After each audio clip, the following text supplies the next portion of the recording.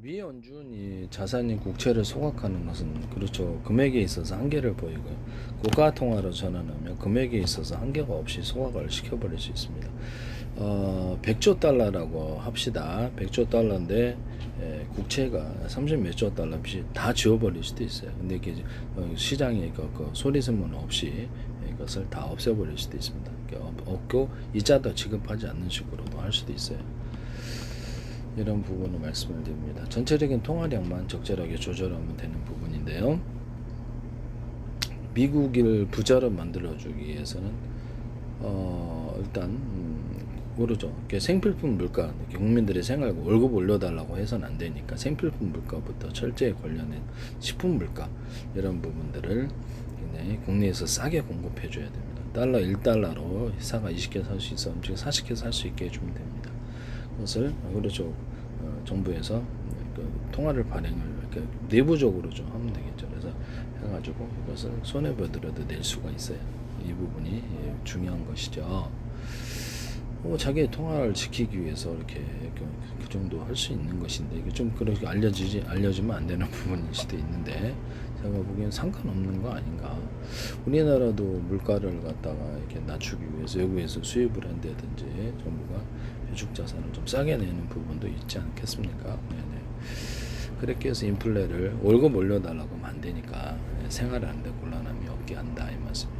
석유라든지 에너지 가격을 인공석유라든지 그다음에 우라늄 같은 부분에서 열전소들을 생산한다든지 다른 방법으로 해서 낮추면 됩니다. 에너지 가격을 낮추고 그렇게 해서 한국과 일본의 에너지 수입 부분을 갖다가 특자 무역 흑자로 둔갑을 시켜버리죠. 미국도 그럴 수 있습니다. 그래서 무역 적자가 상당 부분 해소되리라고 생각합니다. 제 의학 기술도 사시고 그러면 항상 무역 적자가 굉장히 많이 의학 부분에서 어떻게 줄어들게 됩니다.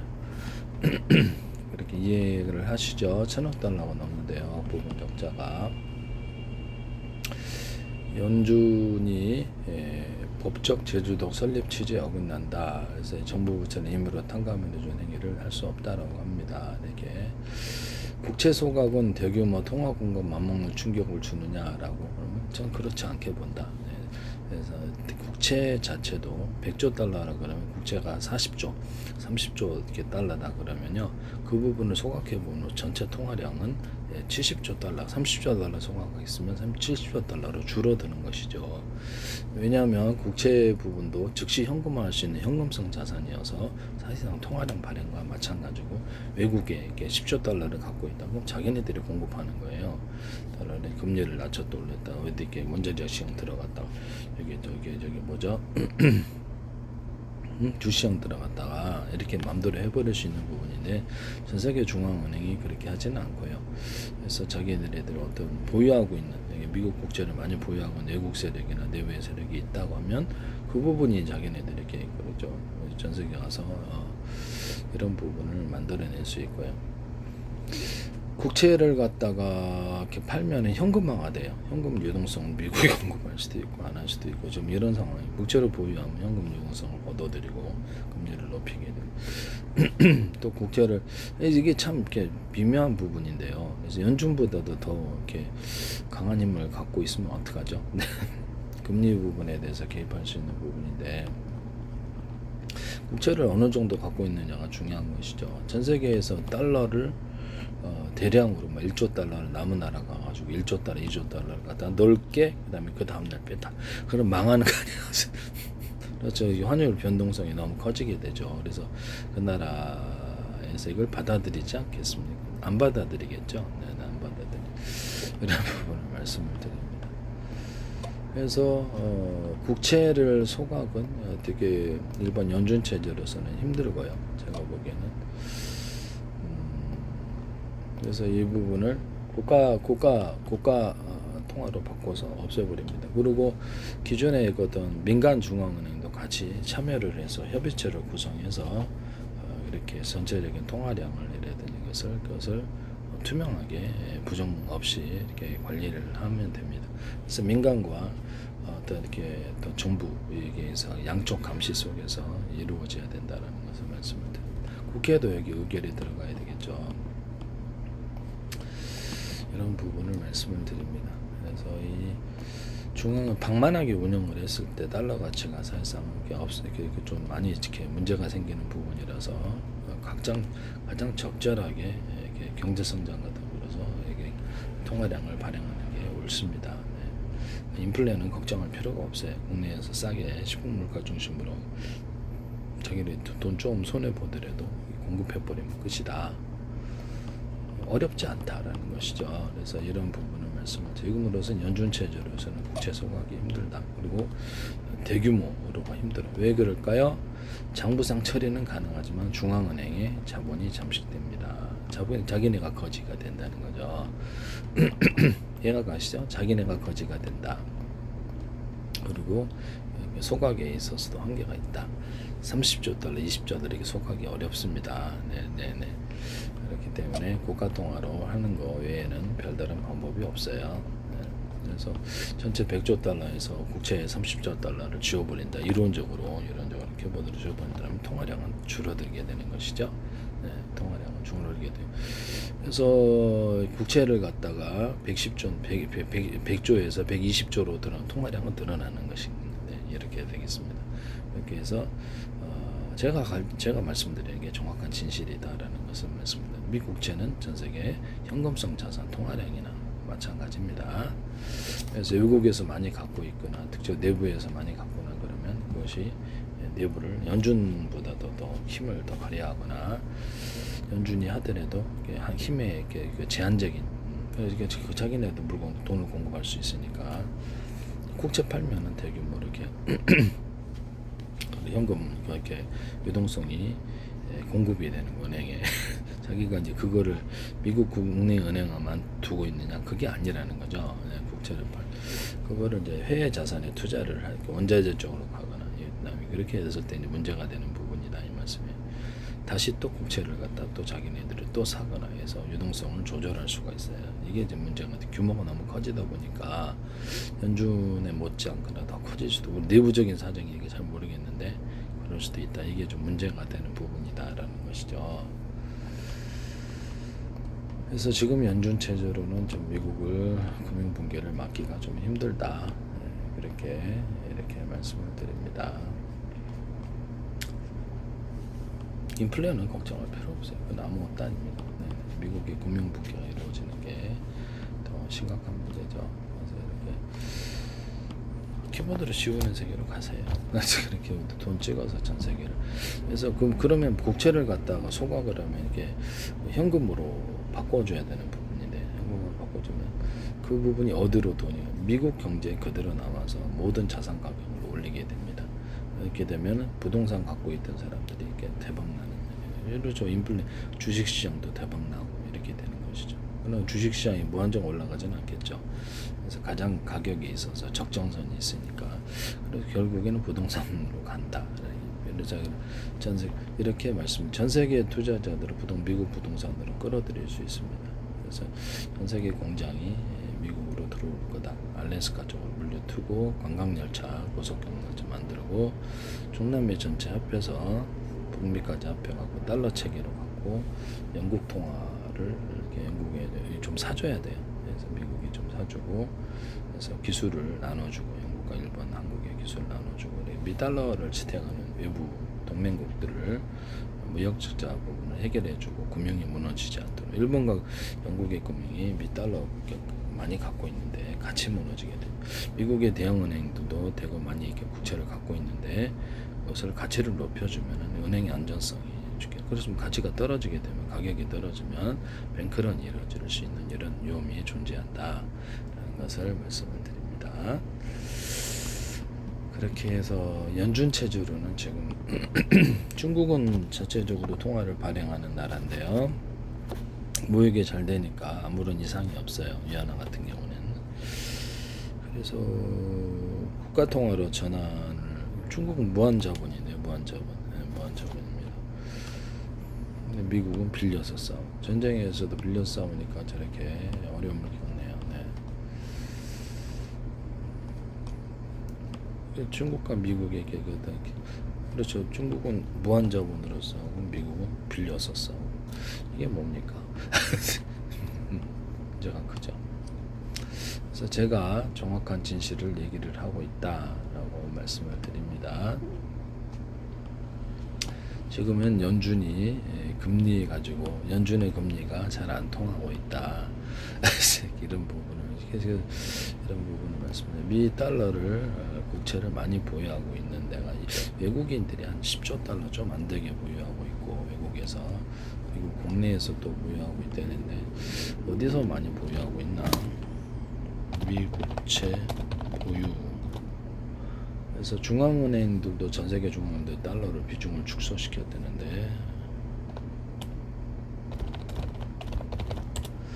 미국채를 자기네들이 던질 수도 있고 일본이 한 1조 달러 이렇게 해서 외국인 중 최대 보유고 영국, 중국 이렇게 돼 있는데 전체 37조 달러 미국채 전체 규모가 37조 달러가 뭐 이렇게 된다. 38조, 39조 달러인데 그래서 미국채 발행자 전체 시장 규모 28조에서 38조 달러다 이렇게.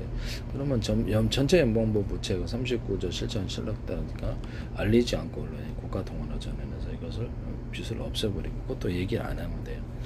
얘기는 안 하면 뭐하러 얘기해요. 이자도 안 낸다라고 속으로 약정해서 이자 안 내면 됩니다. 외국인이 보유했을 때는 이자를 줘야 되지만 내부화해서 중앙은행이 이 부분을 소각을 해버리면 빚을 축소할 수 있어요. 단계적 축소를 원합니다. 한꺼번에 30조 달러면 이렇게 좀 힘드니까 몇 년에 걸쳐서 빚을 이렇게 소각을 시켜서 언론에 안 알리면 된다. 나중에 뭐 드러나도 상관없다. 그래서 내부적으로 이자 안 내도록 그렇게 해주면 미국의 연방 수입이 엄청나게 늘어나게 되고요. 그로 인해서 보다 많은 재정을 집행하거나 또 나와서 이자 전체 이자 20%를 안 내니까 이제 외국인이 보유한 거 빼놓고는 누가 이제 이렇게 중앙은행이 이렇게 국가은행으로 이렇게 바뀌었을 때 그쪽 거기서 이제 이자를 안 받는 식으로 가면 되니까요. 네네네. 해외 국가 기관이 보유하는 것은 9조 달러 이상, 10조 달러 좀 안 된다는데 결국에는 미국 내부 안에서 나머지 10조 달러 빼면 28조 달러 정도를 가지고 있는 것으로 28조 달러를 누가 갖고 있느냐 그 중에 미국제 미국의 대형은행도 별로 안 가지고 있던데 사모펀드들이 갖고 있나?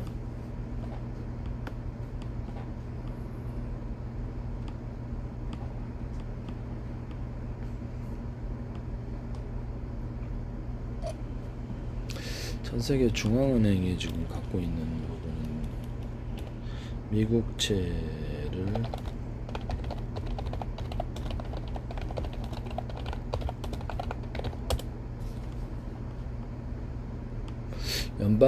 미국채를 가장 많이 보유한 것은 연방준비제도. 그래서 지금 4조 5천억에서 4조 6천억 달러. 그러면 그래도 나머지 28조 달러라 그러면 이거 빼더라도 이게 빼더라도 2조 3천억 달러 어디가 갖고 있다는데. 그래서 연준이 4조 5천억, 4조 6천억 달러 미국 국내 최대 채권자로 자리 잡고 있다. 그 다음에 뮤추얼 펀드 민간 자산 운용사가 보유하고 연방전조 신탁기금, 사회보장기금, 정부기관, 내부기관 보유. 만약 연기금에서 국채를 대고 소유하고 있다면 연기금도 같이 작살나는 무국제가 같이 하락을 할 때 작살나는 부분인데요. 그 다음에 주 지방정부 예산도 어떻게 정부 재정도 작살나요. 미국이 총체적으로 다 작살나버리는 이런 국채 가격이 떨어지면 그런 문제가 생기게 됩니다. 다 한꺼번에 거지가 된다는. 연방준비제도, 뮤추얼펀드, 민간자산운용사, 퇴직연금, 민간투자금, 막대한 국채 보유 이게 작살나버리게 되는. 그러면 그 트럼프 정부 행정부와 미국의 어떤 상원원 의원들의 책임으로 돌아갈 것으로 보입니다. 알고도 아무런 조치를 취하지 않는다는 뭐 때문이죠? 네네. 연방정부 신탁기금 뭐 때문일까요? 사정이 있으신가? 연방정부 신탁기금, 사회보장기금, 정보기관 내부 계정에서 보유하는 부채 이렇게 이런 것들도 작살나고 주정부, 지방정부도 같이 다 파산을 하게 됩니다. 각 지역 정부 여유 자금으로 국제 투자. 미국 상하은행 및 예금 지급 기관 유동성 관리니 준비금. 그렇죠. 이거 아무런 조치를 취하지 않는다는 게 댐이 무너진다 그러면 조치를 취해야 되는데 해외에서는 그렇게 유럽은행도 바라보고 있는데 그래서 아무 문제 없다라고 하는 것은 저는 문제 있어 보이는데요. 심각한 문제 있어 보이는데 그거를 그래서 그렇다. 그리고 미국과 일본과 영국의 엔화와 파운드를 찍어서 미국처럼 매입했던 두 나라도 같이 작살나 버립니다. 그래서 한꺼번에 미국과 미국의 동맹국들이 같이 다 망하는 이런 상황으로 갈 수도 있다. 미국 내부 안에서 모든 돈들도 한꺼번에 다 날아가서 거지된다 이 말씀이에요. 이거 때문에 무너지는데 빨리 무너지기 전에 하셔야지. 무너진 다음에는 수습할 수가 없어요. 뒤늦게 국가은행으로 바꿔도 그렇죠. 이게 아시아 통화가 나올 것으로 아시아 통화가 상당히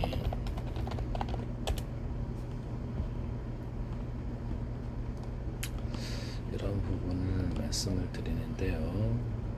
미국이 막대로 결국 나올 거다 이렇게 생각을 하고 있습니다. 왜냐하면 자기네들이 망하거나 미국 아시아 경제 블록 플러스 아시아 통화가 이렇게 예상됩니다. 중국 중심이겠죠. 실제로는 일본도 참여한다고 하더라도 일본 무역에 있어서 적자를 내고 있기 때문에 오히려 잠시 중국이 반짝 해게 해줄 수는 있지만 결국에는 무역에 있어서 큰 적자를 내게 되리라.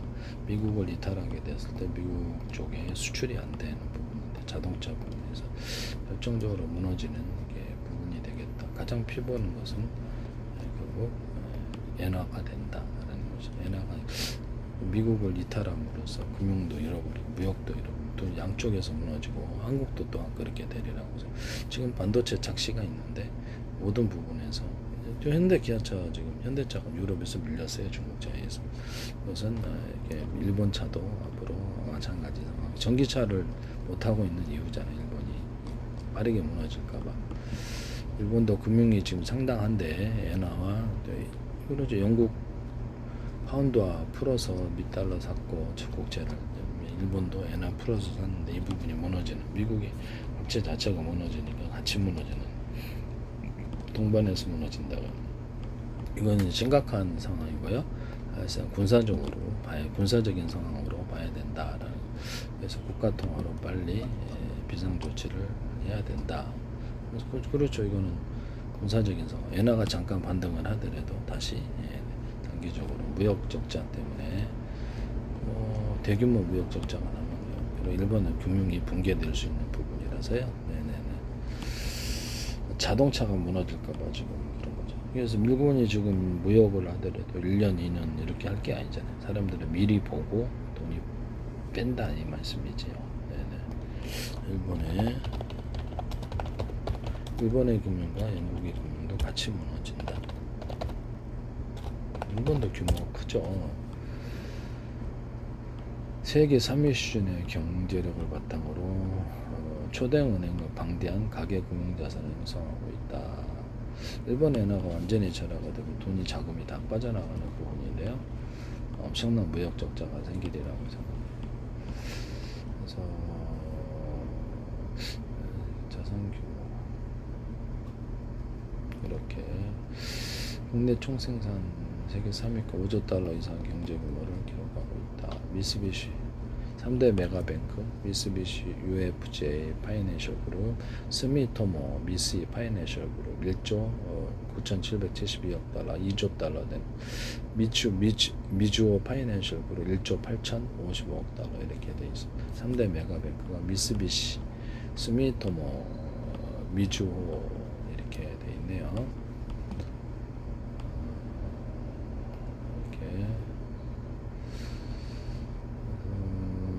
일본 내 금리 인상과 물가 상승 영향으로 개인용 회사채, 국제 투자 수요가 크게 확대되고 있다 이렇게 나와 있습니다.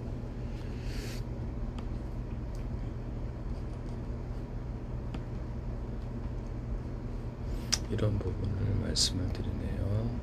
지금 세계 금융 3대 금융 허브가 미국 뉴욕과 런던 그다음에 홍콩인데요.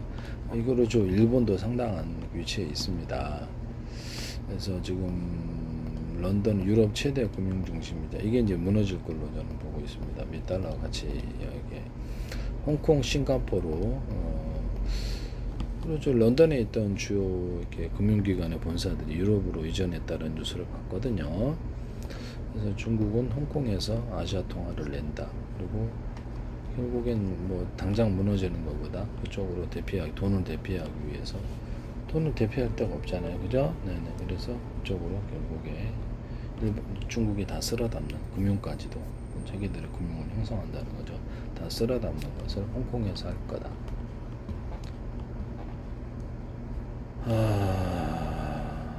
그래서 몽땅 유럽도 전이될 거니까 그러면 전이가 안 되는 부분은 중국이잖아요. 그래서 다 쓸어담는 무역 전 세계 무역일이 중국이 금융 강국으로 등장하는 순간이 되겠습니다. 네, 그렇다. 네네네네.